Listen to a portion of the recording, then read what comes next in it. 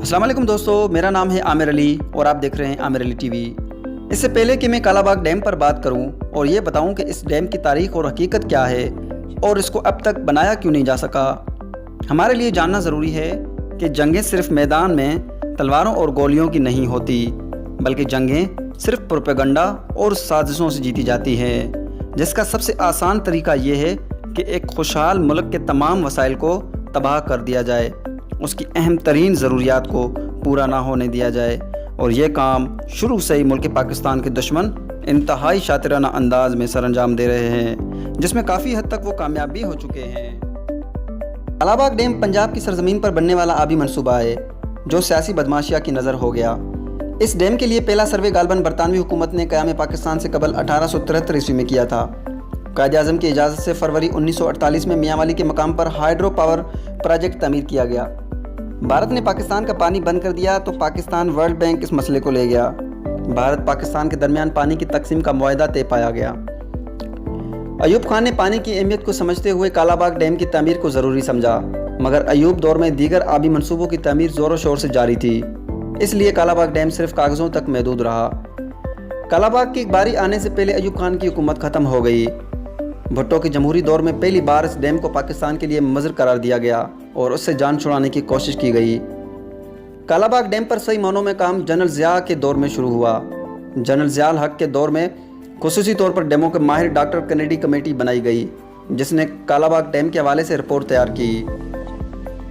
1983 میں doctor Kennedy committee نے اپنی رپورٹ پیش کی، جس کے مطابق اس ڈیم کی اونچائی 925 فٹ ہوگی، 6.1 ملین ایکڑ فٹ پانی سٹور کیا جا سکے گا۔ اس کی تعمیر میں زیادہ سے زیادہ 5 سال اور کم سے کم 3 سال کا عرصہ درکار ہوگا، اور یہ پورے ملک کے لیے 50 لاکھ ایکڑ بنجر رقبے کو سیراب کرے گا۔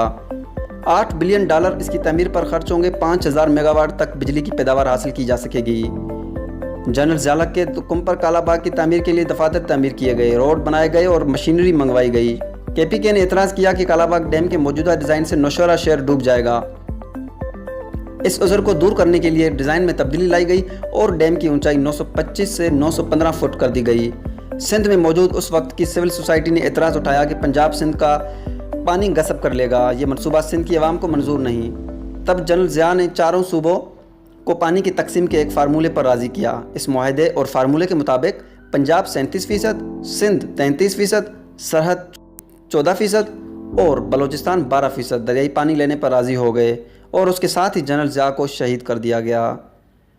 یاد رہے کہ جنرل ضیاء کے دور میں پاکستان میں سب سے زیادہ چھوٹے ڈیم بنائے گئے ہیں۔ ضیاء کے بعد یہ منصوبہ دوبارہ کئی کٹائی میں پڑ گیا، اور آنے والی دونوں جمہوری حکومتوں نے حسب معمول اس کو پاکستان کے لیے نقصان دہ قرار دینا شروع کیا۔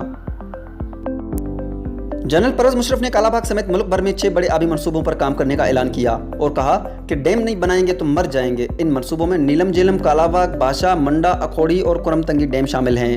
2005 میں مشرف نے یہ اعلان کیے اور 2007 میں وکلا تحریک کی وجہ سے اپنی وردی سے ہاتھ دھونا پڑے۔ 2008 میں استعفیٰ دے دیا۔ تاہم ان 2 سالوں میں نئے سرے سے ان تمام ڈیموں کی فیزیبلٹی رپورٹ تیار کی گئی، جبکہ نیلم جیلم پر کافی کام نمٹا لیا گیا اور غازی بروتا منصوبے کو بھی مکمل کیا گیا۔ مشرف کے بعد آنے والا جمہوری دور ہر لحاظ سے پاکستان کے لیے مہلک ثابت ہوا۔ بھاشا، کرم تنگی، منڈا اور اکھوڑی ڈیموں کو ہمیشہ کے لیے لٹکا دیا گیا۔ 2008 میں مکمل ہونے والے نیلم جیلم منصوبے کو 2018 تک کھینچ لیا گیا اور تاحال اس پر کام جاری ہے۔ لیکن سب سے بڑا ظلم کالا باغ ڈیم پر کیا گیا، جس کو نواز شریف اور آصف زرداری نے ہمیشہ کے لیے دفن کرنے کا اعلان کر دیا۔ قوم کے وسیع تر مفاد میں کالا باغ ڈیم منصوبے کو بند کرنے کے کیا کیا نقصانات ہوئے ہیں، اس پر سب سے آخر میں بات کریں گے۔ پہلے اس ڈیم کے فائدے اور اس پر ہونے والے اعتراضات پر بات کرتے ہیں۔ تو چلیے کالا باغ ڈیم کے فوائد کے بارے میں بات کرتے ہیں۔ نمبر 1، پاکستان کے تینوں بڑے ڈیموں تربیلا، منگلا اور چشمہ کے مجموعی پانی ذخیرہ کرنے کی صلاحیت 13 ملین ایکڑ فٹ ہے، جبکہ کالا باغ ڈیم اکیلے 6 ملین ایکڑ فٹ سے زائد پانی ذخیرہ کرے گا۔ ڈیم میں 3 سال کے لیے پانی ذخیرہ کیا جا سکے گا۔ نمبر 2، کالا باغ ڈیم پاکستان کی 50 لاکھ ایکڑ بنجر زمین کو سیراب کرے گا۔ نہری پانی کی فی ایکڑ پیداوار آج کل 3 لاکھ روپے سالانہ ہے۔ اس حساب سے صرف کالا باغ ڈیم سے پاکستان کو سالانہ $15 ارب کی زائد زرعی پیداوار ملے گی، جس کے بعد پاکستان زرعی اجناس میں سے کچھ بھی درآمد نہیں کرنا پڑے گا، البتہ پاکستان کی زرعی برآمدات دگنی ہو جائیں گی۔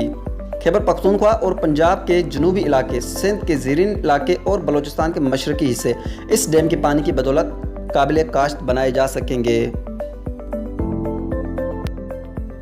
खैबर पख्तूनख्वा के जनूबी अजला करक, बन्नू, लकी मरवत, तानुक और डेरा इस्माइल खान को ज़राई मकासद के लिए मज़ीद 20 लाख एकड़ फुट पानी मिल सकेगा और वहाँ की तकरीबन 8 लाख एकड़ बंजर ज़मीन काबिल काश्त हो जाएगी, जिसके बाद KPK को किसी भी मनसूबे से गंदम खरीदने की ज़रूरत नहीं पड़ेगी और ज़राई इजनास की अफगानिस्तान बरामदात ज़बरदस्त इसावा होगा। कालाबाग डैम की तामीर से सिंध को भी इजाफी 40 लाख एकड़ पानी मुहैया होगा। सिंध में खरीफ की काश्त के लिए पानी दस्तयाब होगा, जिसकी उस वक्त शदीद किल्लत है। सिंध के रेगिस्तानी इलाकों की प्यास कालाबाग डैम से बुझ सकेगी। इस ज़राई पानी से सिंध की 8 लाख एकड़ ज़मीन सैराब होने के अलावा सेमजुदा लाखों एकड़ ज़मीन काबिल काश्त हो जाएगी। बलूचिस्तान को इस डैम से 15 लाख एकड़ पानी फुट मिल सकता है, जिससे मशरकी बलूचिस्तान का तकरीबन 7 लाख एकड़ इजाफी रकबा सैराब हो सकेगा और शायद बलूचिस्तान में पहली बार लहलाती फसलें देखने को मिलेंगी। नंबर 3, कालाबाग डैम से पाकिस्तान 4 से 5 हज़ार मेगावाट सस्ती बिजली पैदा करेगा, तकरीबन ₹2.5 फी यूनिट। इस वक्त पाकिस्तान 60% से ज़ायद बिजली तेल से बना रहा है, जो हमें 15 से 20% फी यूनिट पड़ती है। सिर्फ नवाज शरीफ के इन 5 सालों बिजली बनाने के लिए खरीदे गए तेल का कर्जा 1000 अरब रुपए से ज़ायद हो चुका है, यानी सालाना 200 अरब। अगर कालाबाग डैम से बनने वाले बिजली सिस्टम में दाखिल होती है तो यह खर्चा आधा रह जाएगा और आवाम को मिलने वाली बिजली के बिल 1 तिहाई रह जाएंगे। नंबर 4, सस्ती बिजली की वजह से कारखानों में अशिया की पैदावारी लागत नहायत कम हो जाती है, जिसके बाद वो आलमी मंडी में दूसरे ममालिक की अशिया का मुकाबला कर सकती है। पाकिस्तान में लेबर पहले ही सस्ता है। अगर पाकिस्तानी कारखानों को सस्ती बिजली फराहम की जाए तो पाकिस्तान में बंद होने वाले तमाम कारखाने चल पड़ें और लाखों लोगों को फौरी तौर पर रोज़गार मिल जाएगा। पाकिस्तान की बरामदात कई गुना बढ़ जाएंगी, पाकिस्तान की दरामदात कम हो जाएंगी। सस्ती बिजली और लेबर की वजह से पाकिस्तान ने बैरूनी सरमायाकारी में भी बेपनाह इजाफा होगा, जिसका मतलब मज़ीद पैदावार, मज़ीद रोज़गार और मज़ीद सनती तरक्की है। नंबर 5, पाकिस्तान का इंडियन डैमों के खिलाफ आलमी महाज पर केस मजबूत होगा कि पाकिस्तान के पास डैम है और पाकिस्तान दरियाओं का पानी ज़ाया नहीं कर रहा है। नंबर 6, कालाबाग डैम मंसूबे में कम से कम 60,000 लोगों को बराह रास्त मुलाजमतें मिलेंगी। नंबर 7, कालाबाग डैम की झील में पानी जमा होने से माहौल पर मुसब्बत असरात पड़ सकते हैं और मौसमी माहिरीन के मुताबिक कुछ अरसा बाद करीबी अजला की दर्जा हरारत में कमी और बारिशों में इजाफे का इम्कान है।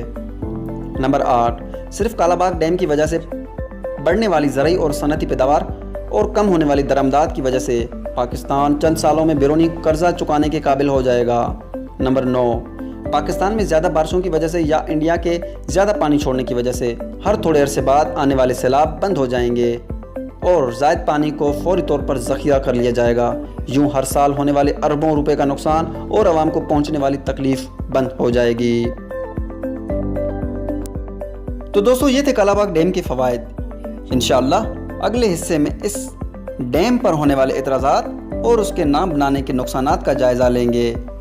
अगर आपको ये वीडियो अच्छी लगी हो तो उसको लाइक करके हमारी हौसला अफजाई कर लें और इस चैनल को सब्सक्राइब करके साथ लगे घंटी के निशान पर क्लिक करें ताकि हमारी हर आने वाली वीडियो आप तक पहुंच सके। हमें इजाज़त दीजिए। अल्लाह हाफ़िज़।